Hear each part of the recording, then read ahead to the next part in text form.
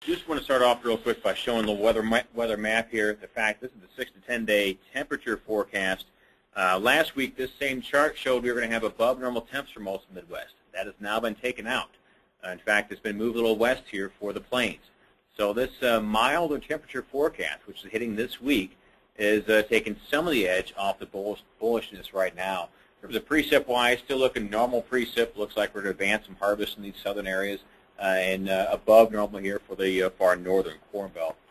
Let's just get right into some of the issues we got plaguing this whole industry regarding this yield issue. On the crop condition report, USDA is expected to show about a 1% drop in corn conditions this afternoon. It's kind of interesting to see. Look at this very first week or two here of condition numbers here, and the fact that through all of August so far, we're actually going to run maybe right where we started for the 1st of August. So even though the trade expects conditions to decline sharply in August, based on these darn reports, it shows not too much of an issue here. So it's a little confusing here. One thing I will point out is based on that high condition rating, our crop model says 164.6. And this is not our survey. It's simply the crop model based on those condition ratings right here at these high, artificially high condition ratings here. One thing I do want to point out is USDA doesn't make many big changes typically on the September report for yields. In the past, we've dropped yields maybe as much as 3.5%. That was back in the disaster of '95, going from August to September. But most of the other changes, look here at this average, we're actually looking at about a 1.4% drop on average in yields.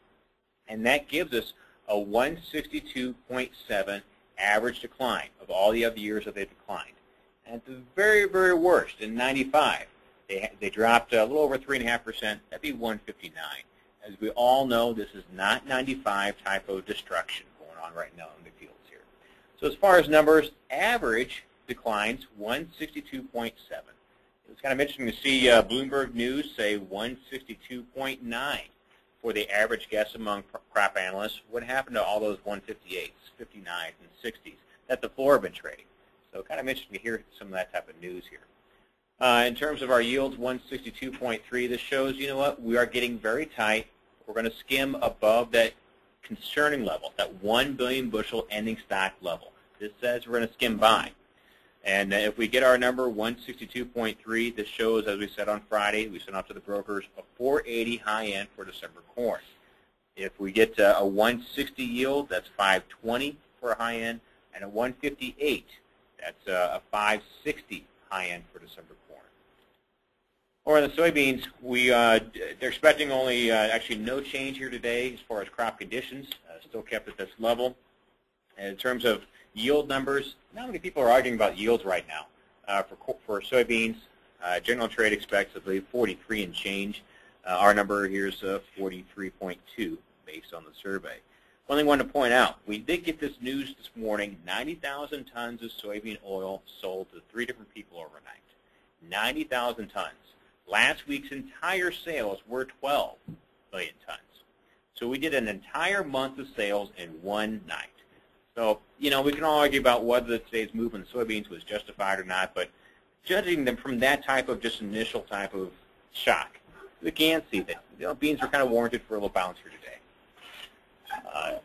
When I jumbled up these slides here in the wrong order, but want to point out as far as the fund action, this was a record. This is as of last Tuesday afternoon. This information came out Friday afternoon. So as of Tuesday, record level, and this beats all the 2008 for corn. Looks like on the soybean side, here's the 2008 level, right up here at the beginning. This is not a record for soybeans, but still certainly near the high end of the range. Over on the wheat side, this is a record level here. Actually, the week before was a record level for wheat. So I want to point that out here for all through 2008. In terms of the soybean type of supply demand, won't focus too much time on here, but 321, this is still more than adequate. You need to have it drop to 41 before you start saying things will get